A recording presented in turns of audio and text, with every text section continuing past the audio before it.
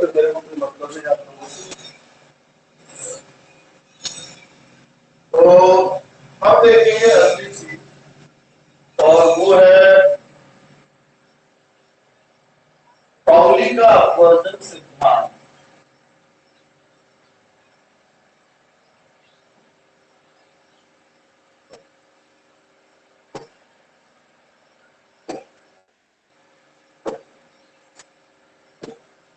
Pauli का अपवर्जन सिद्धांत क्या कहता है? पाउली का अपवर्जन सिद्धांत कहता है किसी भी परमाणु में किन्हीं भी दो इलेक्ट्रॉनों के लिए चारों क्वांटम संख्याओं का मान कभी भी एक बराबर नहीं हो सकता है।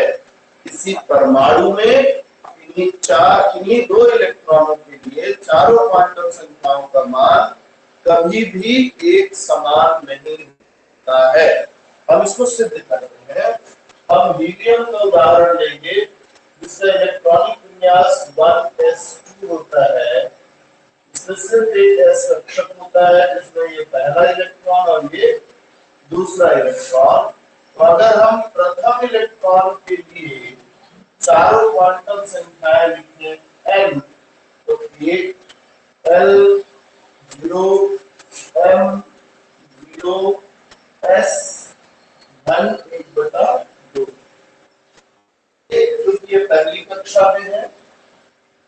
n का मान l, s के ऊपर है इलेक्ट्रॉन, s के लिए m का मान 0 होता है। अगर l का मान 0 है तो m निश्चित तौर पे 0 होगा, और पहला इलेक्ट्रॉन हमने सीधा बनाया है इसलिए s का मान धन 1/2। द्वितीय इलेक्ट्रॉन के लिए देखिए, तो द्वितीय इलेक्ट्रॉन के लिए भी m एक ही होगा, 0 और m 0। यहां तक तो बराबर निकल रहा है क्योंकि दूसरा इलेक्ट्रॉन भी 1 नंबर की कक्षा में s नंबर के कोष में और उसके 0 नंबर m वाले कक्षक में उपलब्ध है। लेकिन वो दूसरा इलेक्ट्रॉन है और वो उल्टा बनाया गया है, यानी उसका चक्रण 10 विपरीत है। तो आप देखिए यहाँ प्लस हाफ और यहाँ माइनस हाफ है। इससे सिद्ध होता है कि चारों संख्याएं कभी भी समान नहीं होगी। ज्यादा से ज्यादा 2 क्वांटम संख्याएं समान, 3 क्वांटम संख्याएं समान हो सकती। अब आते हैं हम दूसरे नियम की ओर। ये पहला नियम था। दूसरा नियम है ऑफ-बाउंड का नियम। ऑफ-बाउंड एक जर्मन वर्ड है जिसका मतलब होता है क्रमिक निर्माण। क्रमिक निर्माण का मतलब होता है अगर हम कोई दीवार बना रहे हैं तो सबसे पहले दीवार की सबसे नीचे वाली लाइन में ईंट बिछाएंगे।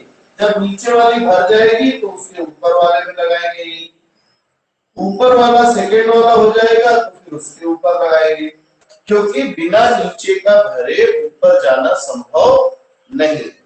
तो यही नियम है। नियम कहता है कि परमाणु की कक्षा में परमाणु के इलेक्ट्रॉन का भराव हमेशा सबसे कम ऊर्जा वाली कक्षा से या सबसे कम ऊर्जा वाले कक्षक से होता है। यानी सबसे पहले सबसे कम ऊर्जा वाली कक्षा भरी जाएगी, उसके बाद उससे ज्यादा वाली, फिर उससे ज्यादा वाली, इस तरीके से ऊर्जा बढ़ते जाएगी तो इलेक्ट्रॉन भरते जाएगा। सबसे पहले सबसे कम ऊर्जा वाले में भरा जाएगा। तो उसका तरीका क्या है? उसका तरीका है कि आप लिखें 2s 2p लिख लीजिए, 3s 3p 3d, 4s 4p 4d 4f, 5 तक लिखता हूँ 5s 5p 5d 5f, और इसमें तिरछी लाइनें खींचो ऐसे।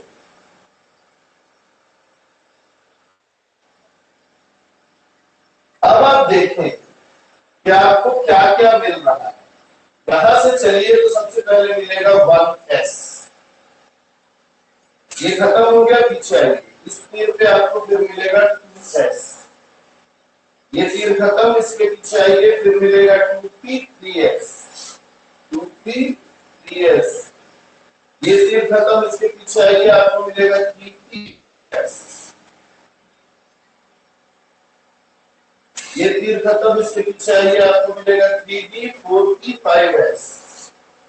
3d 4p 5s।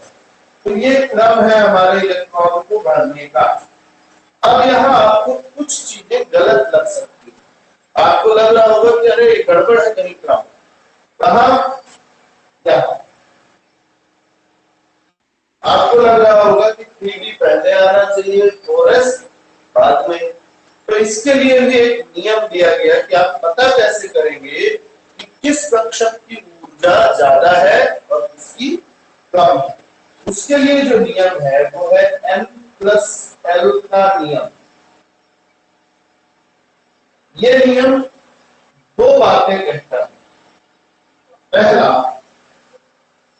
जिस कक्षक के लिए n+l का मान कम होगा इलेक्ट्रॉन पहले उसमें जाएगा। तो चलिए देख लेते हैं।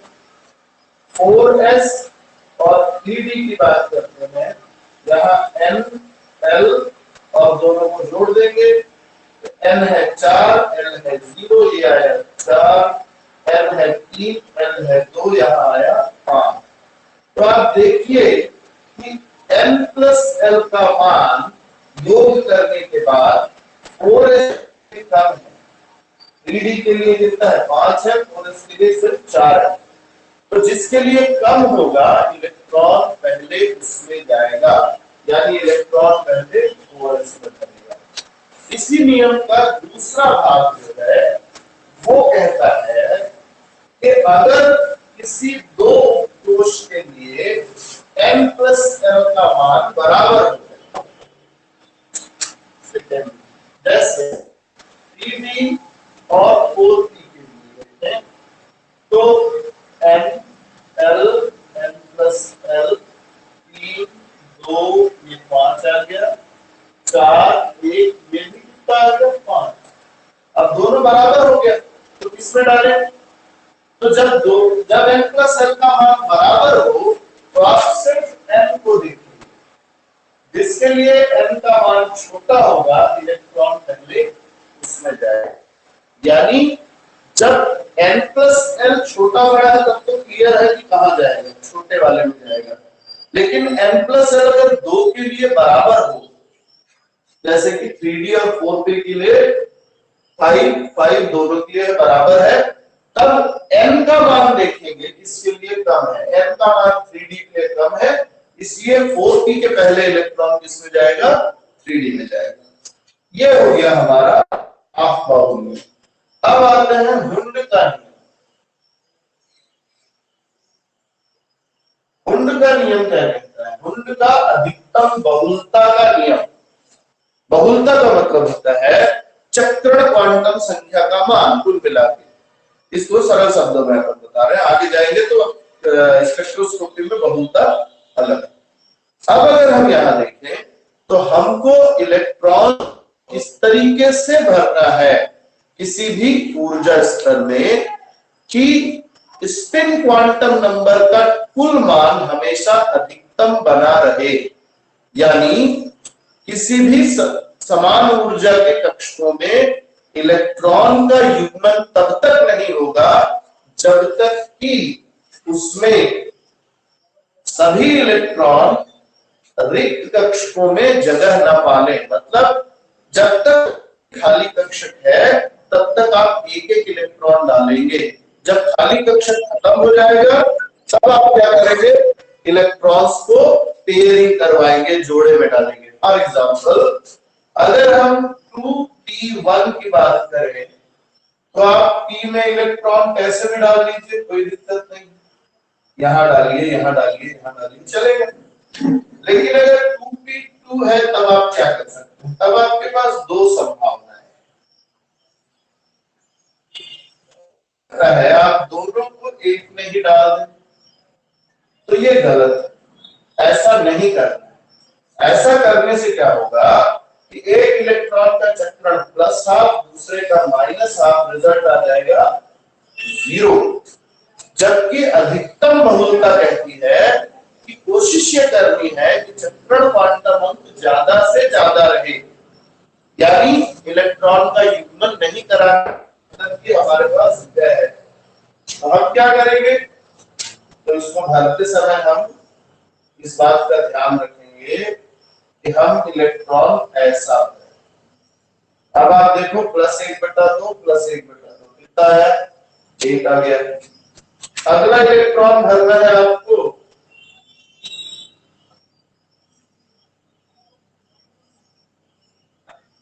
थ्री, 4, 5। तो देखिए 2p3 के लिए आप क्या कर सकते हो, 1 2 3। अब 2p4 भरना है आपको, तो 1 2 3, चौथे के लिए जगह नहीं है तो यहां वापस आ जाएगा। अब फिर 2p5, 1 2 3 4 5। 2p6, 1 2 3 4 5 6। ये तरीका है इलेक्ट्रॉनों को भरने का। इसके बाद आपका एक टॉपिक और है, और वो है प्रभावी नाभिकीय आवेश।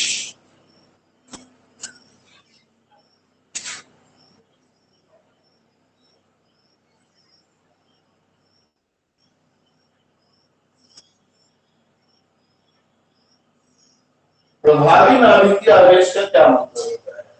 मान लो कि ये हमारे एक परमाणु का नाभिक है, ये पहली कक्षा, ये दूसरी कक्षा, ये तीसरी कक्षा, ये चौथी कक्षा है। ये 2 इलेक्ट्रॉन है, ये 1 2 3 4 5 6 7 8, 1 2 3 4 5 6 8 1 2, ऐसे, ठीक है ना। स्वाभाविक तौर पे नाभिक तो पूरे परमाणु का हिस्सा है, पर क्या नाभिक का जितना आकर्षण ये इलेक्ट्रॉन महसूस कर रहे हैं, उतना ही आकर्षण ये भी कर रहा है क्या? नहीं कर रहा होगा, क्योंकि वो दूर है। तो किसी परमाणु में कोई इलेक्ट्रॉन वास्तव में नाभिक का जितना आवेश महसूस करता है, वास्तव में उसको जितना नाभिकीय आकर्षण मिल रहा है, उसी को हम कहते हैं प्रभावी नाभिकीय आवेश। अब वास्तविक नाभिकीय आवेश जो होता है, प्रभावी नाभिकीय आवेश का सूत्र क्या है? प्रभावी नाभिकीय आवेश जो है वो होता है नाभिकीय आवेश। नाभिकीय आवेश का मतलब है परमाणु क्रमांक, जितना प्रोटॉन है सब में एक एक धनावेश होता है। तो नाभिकीय आवेश है, इसी को हम क्या लिखेंगे? परमाणु क्रमांक। और इसमें जो रुकावट है उसको घटा देंगे, रुकावट को कहते हैं परिरक्षण प्रभाव। ठीक, तो ये सरल सी चीज है हमारी। तो एक उदाहरण इसमें कुछ दिया हुआ है, हम उसके बारे में है।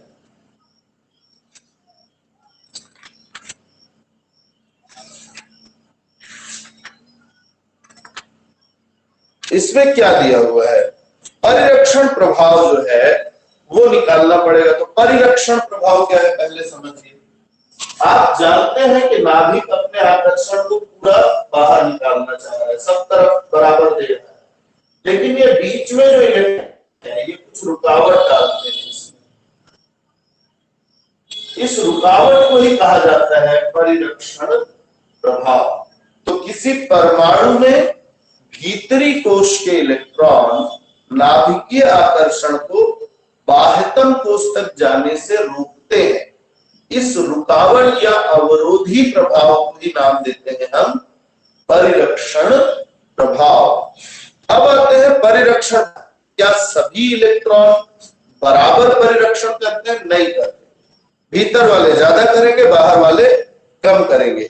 तो अगर मैं उसी कक्षा के इलेक्ट्रॉन की बात करूं, जैसे इसमें 2 इलेक्ट्रॉन है, हमको इसका प्रभावी नाभिकीय आवेश निकालना है, तो इसके नाभिकीय आवेश पे इसका जो असर होगा वो केवल कितना होगा? 0.35। कुल आवेश का 3 5। दूसरा, अगर उसके भीतर कक्षा यानी ठीक भीतर की इन इलेक्ट्रॉनों की बात की जाए तो ये 0.85 और बाकी अंदर जितने इलेक्ट्रॉन होंगे वो सब 1 का परिरक्षण प्रभाव लगाते हैं।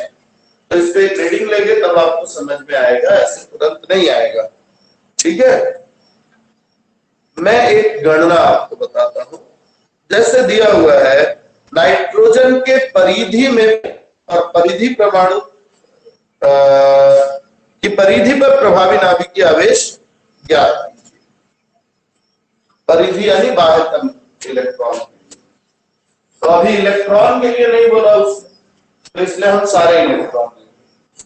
नाइट्रोजन परमाणु क्रमांक 7 1s2 2s2 2p, तो 2psp से इसका ज्यादा नहीं है। इसमें मेन है कि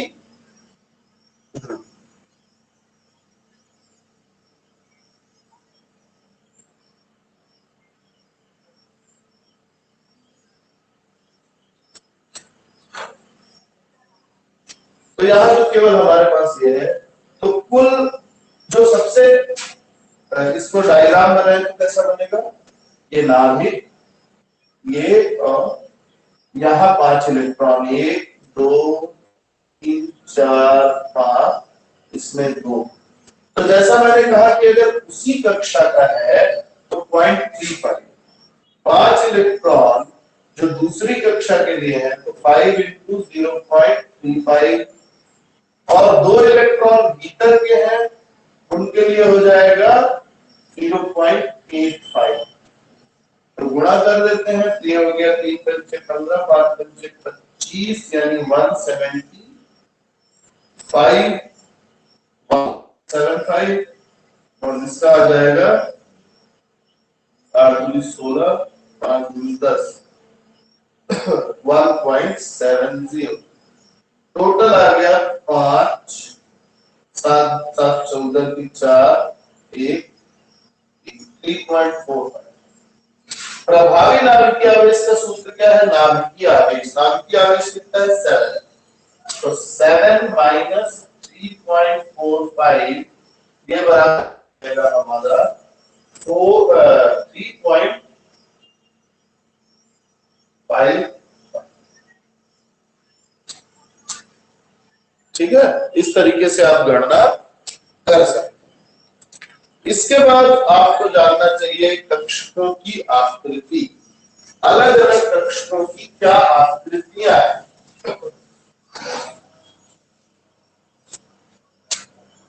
तो जैसे एस कक्षक क्या, अब यहां हेडिंग कक्षकों की आकृति। एस कक्षक गोलाकार, वृत्ताकार नहीं लिखेंगे, है ना, गोलाकार। गोलाकार की खासियत होती है कि उसमें लंबाई भी होती है, चौड़ाई भी होती है, ऊंचाई या गहराई भी होती है।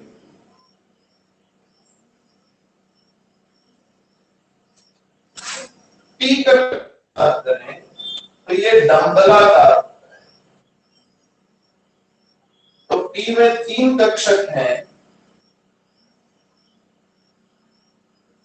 ये एक्स अक्ष पर है तो पी एक्स कहलाएगा,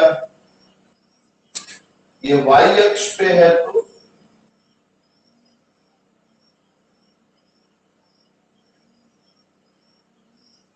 पी वाई कहलाएगा। एक हम जेड पे बनाएंगे अभी, तो ये टी जेड। ठीक है, इसके बाद बारी आती है डी कक्षकों की आकृति।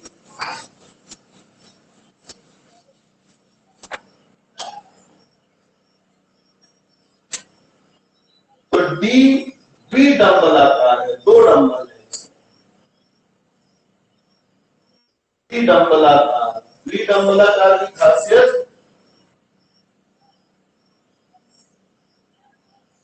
तीन कक्षक 2 अक्ष के बीच में, अगर एक्स वाई लिख दो तो ये हो जाएगा d x y d y z d z. अक्ष बदल दो, तीन की आकृति ऐसी होगी।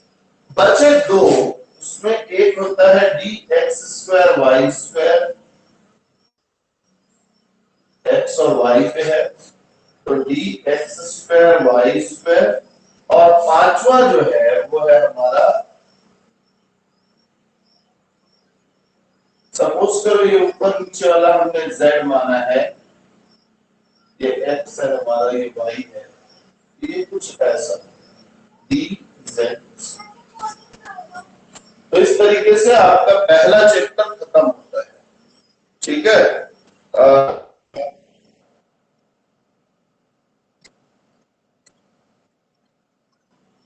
पहला चैप्टर इनऑर्गेनिक केमिस्ट्री का आपका समाप्त होता है। अच्छी तरह पढ़िए,